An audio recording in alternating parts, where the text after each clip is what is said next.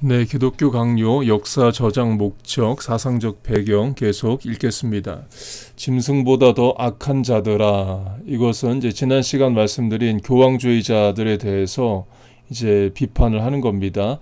그대들은 하나님을 가루 반죽으로 만들어서 그와 더불어 유희하기를 마치 고양이가 생쥐와 노는 것처럼 동정하는 채 하며 그대들의 가슴을 치며 그를 셋수로 절단한 후에는 대단히 미안한 것처럼 그를 하나님의 어린 양으로 부르며 그에게 평안을 구하는구나.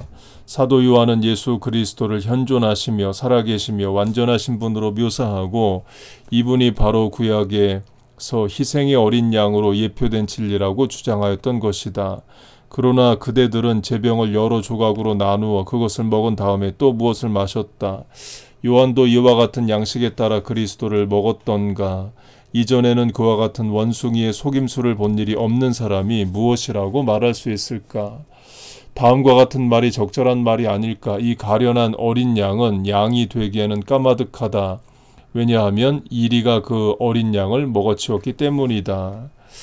예, 곧 천주교의 성만찬의 신학을 이제 비판하는 겁니다.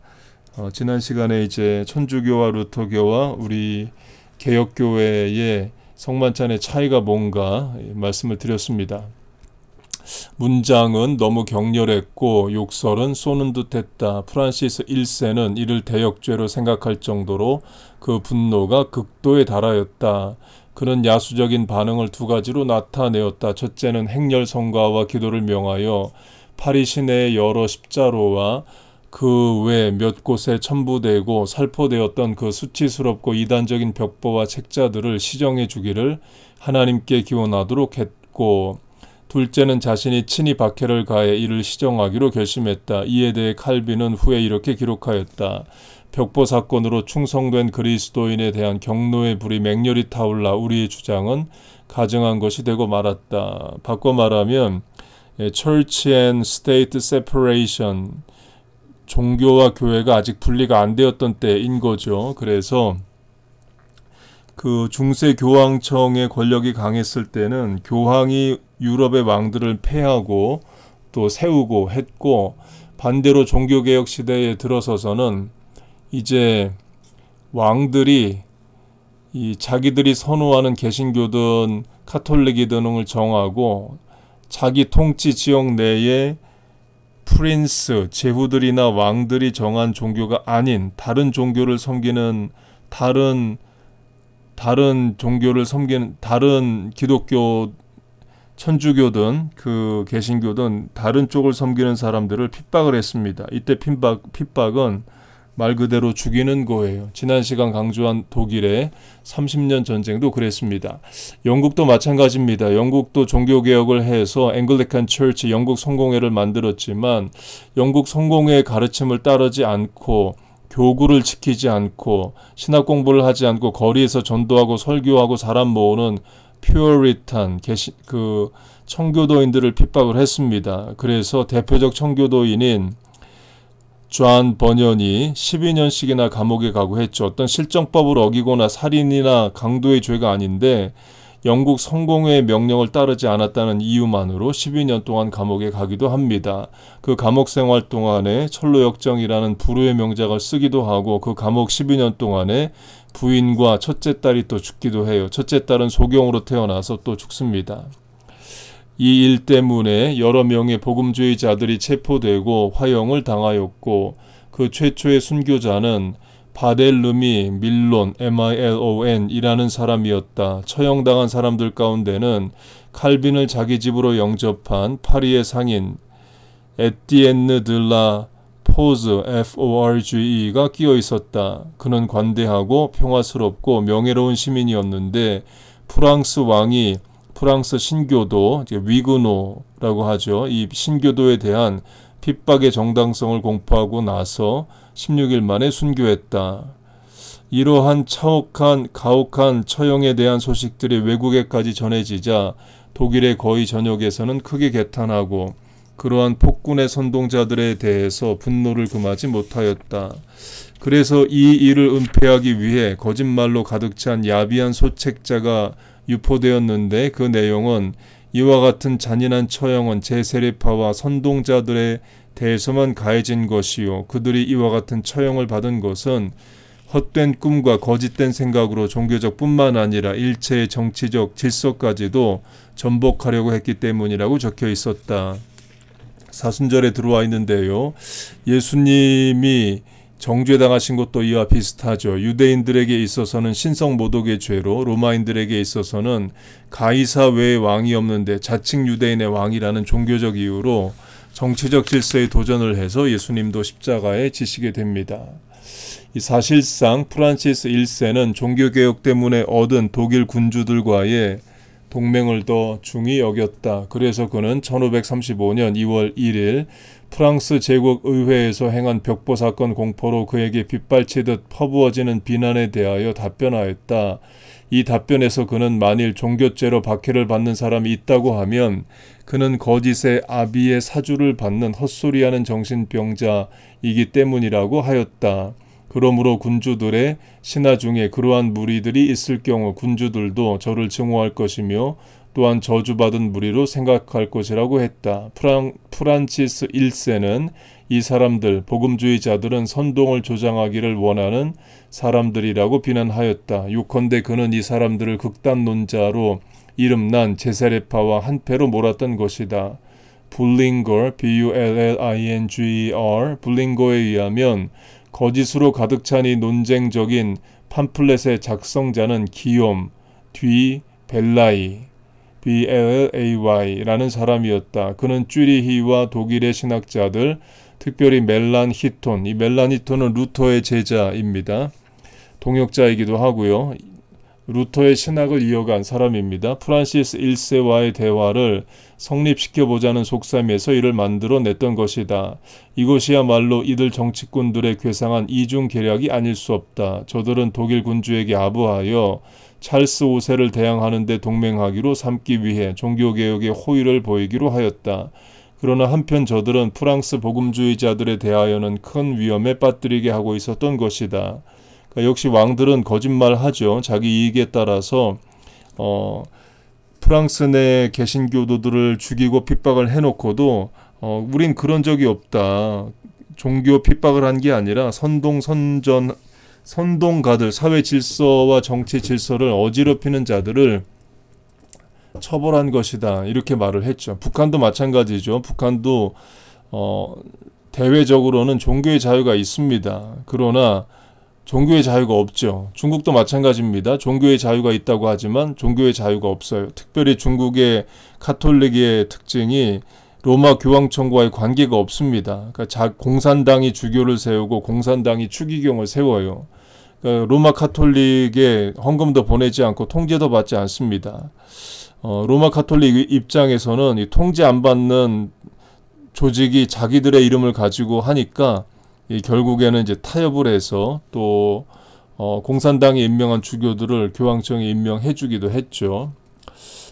그래서 칼빈은 이렇게 말하고 있다. 저 정치적 협잡꾼들의 속임수로 꾸며진 이 거짓된 음모가 그 거룩한 순교자들이 죽은 후 아무 근거도 없는 비방과 중상을 뒤집어 씌움으로 무죄한 유혈을 은폐하는 데 도울 뿐만 아니라 이후에 동정의 여지도 없이 저 가련한 성도들의 잔인하게 살육하려는 수단이 되고 있음을 보았기 때문에 나는 내가 만일 강력하게 이를 반대하지 않고 그대로 침묵을 지킨다고 하면 불충의 비난에 대해서 전혀 변명할 길이 없다는 것을 알게 되었다. 이건 좀 다른 얘기인데요.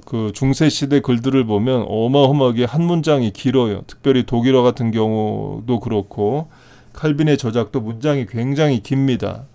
그때는 그게 이제 문체였고, 지금은 짧게 쓰죠. 또, SNS, 카톡, 텍스트 이런 걸로 아예 주어도 빼고, 동사도 빼고 이렇게 보내는 시대가 되기도 했습니다.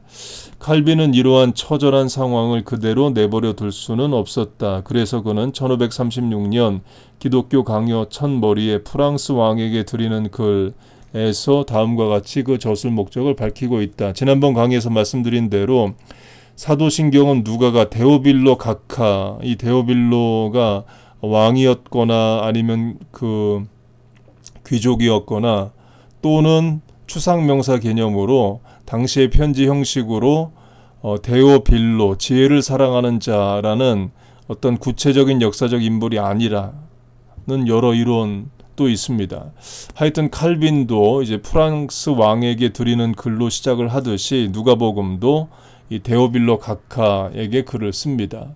바꿔 말하면 독자를 분명히 하고 쓴다는 거죠. 내가 누구에게 말하고 있다를 이제 분명히 하고 쓰는 거예요. 폐하시여, 내가 이 책을 처음 쓰기 시작하였을 때에는 후에 폐하께 드릴 수 있는 책을 쓰겠다는 생각까지는 미처 가지지 못하였나이다.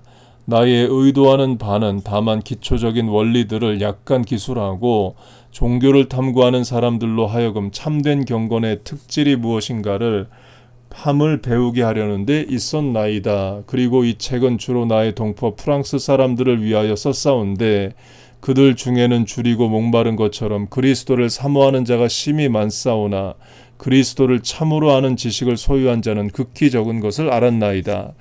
이 말은 이미 1500년 유럽의 카톨릭 로마 교황청의 카톨릭 전통이 있었음에도 불구하고 사람들이 그리스도에 대해 성경에 대해 무지했다는 겁니다. 1962년 제2차 바티칸 공의회 때까지 vernacular language, 각 지역의 언어로 성경을 번역을 못하게 했습니다. 그게 1862년도 아니고 1962년이에요. 이 한국의 경우는 1970년에 공동번역이란 한글 성경을 만듭니다. 그 1962년 전까지 로마 카톨릭은 다 라틴어, 전 세계가 라틴어로 예배를 드렸습니다. 누가 알아듣겠어요. 그리고 신부들도 라틴어 성경을 못 읽습니다. 그러니까 무지한 거죠. 그렇게 되면 교황청이 내려주는 공문, 설교문, 강론 그것만 읽는 거예요. 그래서 그리스도에 대한 지식이 무지했습니다. 칼빈도 그걸 지적하고 있는 겁니다. 바로 이것이 나의 붓을 든 의도라는 것은 이 책 자체가 증명하는 대로 그 내용이 단순한 방법과 아무 수식이 없는 문장으로 되어 있는 것을 알 수 있나이다. 그러나 폐하의 나라에서 어떤 사악한 자들의 광포함이 극도에 달하여 이 나라에서는 건전한 교리가 존재할 여지가 없다는 것을 알게 되었나이다. 그러니까 칼빈이 프랑스 왕에게 개신교인들 핍박하지 말라고 쓰는 거예요. 따라서 나는 이 책에서 그리스도교에 대한 나의 지식을 저들에게 가르쳐주며 나의 신앙 고백을 폐하께 보여드릴 수 있다면 이것으로 나의 노력은 유용하게 바쳐질 수 있을 것이라 생각하였나이다. 이 신앙 고백을 통하여 폐하께서는 현재 불과 검으로 나라를 소란케 하고 있는 그 광인들에게 광적 분노의 대상이 되고 있는 바 이 교리의 성질이 무엇임을 알게 되리라고 생각하였나이다. 바꿔 말하면 왕도 대대로 내려온 카톨릭 전통에 익숙한 거지 성경의 말씀의 그리스도에 대해서는 무지했다는 거죠. 여기서 우리는 칼빈의 기독교 강요 저술 목적이 두 가지로 나타남을 알 수 있다. 첫째는 실제적인 목적이다. 다시 말하면 그리스도교의 교리를 가능한 한 단순하면서도 조직적으로 해석하여 그리스도교를 탐구하는 사람들로 하여금 쉽게 이해시키려는 데 있었다. 제가 기독교의 기본 진리 존 스토트의 책도 읽고 있는데요. 읽어서 이제 올리고 있는데요. 그것도 마찬가지입니다. 존 스토트는 존 스토트 나름대로 기독교가 무엇이고 진리가 무엇인지를 영국인들에게 설명하려고 한 거예요. 칼빈은 프랑스 왕에게 또 유럽인들에게 하려고 한 겁니다. 그럼에도 불구하고 1936년에 제1판 강요는 라틴어로 되어 있어 소수의 사람들에게만 읽혀졌다. 그러나 칼빈은 1539년에 제2판 강요 서문에서 이러한 목적을 수정하고 있음을 보여주고 있다. 그는 이제는 지식인들에게 개혁파 교리, 그러니까 개혁교회, Reformed Theology, 장로교회 교리를 간명하게 해석해 주는데 관심이 없고 성경을 교의학적으로 소개하는데 더욱 뜻을 두게 되었다. 곧 카톨릭과 개혁교회가 뭐가 다른가 그걸 설명하려 하지 않고 아예 성경이 뭘 말하는가를 이제 조직신학적으로 교의학적으로 보다 포괄적으로 이야기를 하고 있다는 겁니다. 칼빈의 안중에는 일반 대중보다 신학도들에게 특별한 관심을 두고 있었다는 것이다. 그러니까 이유는 지도자 양성에 있는 거죠. 지도자 잘 길러내야 또 잘 가르치기 때문에 그럴 수 있습니다. 멜랑히톤, 이 루터의 후계자죠. 멜랑히톤이 1521년 로시 꼬뮤네스를 출판할 때와 마찬가지로 칼빈은 지금 일종의 교의학 개론을 저술하여 신학교육의 필요성을 대비하므로 신학도들의 지침서로 삼고자 하였다. 이 칼빈의 특징이 이제 기록을 했다는 거예요. 그러니까 뚜렷한 기억보다 흐릿한 잉크가 더 오래갑니다. 기억은 배반해요. 또 기억이 속여요. 내 기억은 내가 믿을 수가 없어요. 그러니까 적어놓은 게 오래가는 거고요. 그리고 영성, spirituality로 미국에서 박사학위 받은 목사님에게 강의를 직접 들은 건데요. 영성가의 정의도 기록한 자라고 그분이 얘기를 하더라고요. 이유는 아무리 초대교회 중세 또는 종교개혁 시대에 영성이 뛰어나도 아무런 기록을 안 해놓으면 후세대가 알 수가 없는 거예요. 그 사람이 그런 영성이 있었는지, 영성가로 어떤 말을 하고 글을 하고 영향을 미쳤는지를 모르는 겁니다. 그래서 영성가의 정의도 기록해 놓은 자이에요. 둘째는 변호의 목적에서였다. 영어로 말하면 apology, 변증, 변호의 목적입니다. 1537년 초 프랑스를 피로 물들였던 박해, 이거는 그 성 바돌롬의 대학살 10만 명까지 개신교인이 죽었다고 전해집니다. 칼빈이 시편 주석 서문에 명백히 말한 대로 이 박해는 제세례패와 선동자들에게만 가해졌다고 하여 박해의 정당성을 꾀하려는 것을 알게 되었을 때 칼빈은 이 책을 변호의 목적으로 사용하고자 하였던 것이다. 칼빈은 복음주의자들의 죽음이 우리 주님 보시기에 매우 귀중한 것임을 밝히려고 했다. 곧 교회가 순교자의 피 위에 섭니다. 때론 그렇게 돼요. 하나님이 순교 없이 모든 성도를 수명을 다 하게 하실 수도 있지만 그렇게 안 하셔요. 이미 사도행전부터 그렇습니다. 사도 야고보가 제일 먼저 순교하죠. 사도 야고보도 오래 살아서 전도하고 교회 세우고 서신서 쓰고 하면 얼마나 좋겠어요. 그러나 야고보는 일찍 순교합니다. 확대 적용하면 저 사람, 저 인생, 저 교회, 저 선교사 연단 끝났으면, 훈련 끝났으면 이제 하나님께서 날개 달아 귀하게 쓰셔야 될 텐데 데려가시기도 해요. 하나님이 하시는 일을 사람이 모릅니다. 칼빈은 이미 생명을 건 그 영웅적인 신앙을 가지고 그리고 인간의 전통으로 말미암아 그 영향력이 상실되고 박약해진 그리스도의 순수한 복음을 위한 불붙는 정열을 가지고 이 책을 썼던 것이다. 그리고 칼빈은 여기서 교의와 윤리를 묶어 유기적인 조화를 이루어 놓았다. 이는 로마서도 마찬가지입니다. 로마서도 먼저 교리를 말하고 그 뒤에 윤리를 말해요. 그래서 교리 위에 윤리가 서는 겁니다. 교리, 곧 복음, 신학이 없이 윤리만 있는 건 그건 착한 사람이고 인격자죠. 타종교에도 있고 무종교인들에게도 많습니다. 그러나 신앙은 교리 위에 윤리가 서는 거예요. 믿음 위에 도덕이 붙는 겁니다. 믿음의 덕을 이란 말씀도 있죠. 역사적으로 볼 때 이 두 가지가 서로 다르면서도 동시적인 목적은 동등하게 유용하였다. 그러나 신학적인 측면에서 보아 전자가 후자에 비해 훨씬 더 중요하다 하겠다. 칼빈 자신도 그렇게 생각하였던 것이다. 이것은 칼빈이 변증적인 부분, apologetic한 부분, 특히 프랑스 왕에게 드리는 글을 거의 변경 없이 거듭된 판에 그대로 수록한 데 반하여 신학적 해석에 대하여는 우리가 아는 대로 많은 수정을 가하였던 것으로 알 수 있다. 그러니까 프랑스 왕에게라는 그 말이 빠지지 않았다는 말은 프랑스 왕이 칼빈의 글을 읽고도 안 고쳤든지 아니면 아예 안 읽었다는 거죠.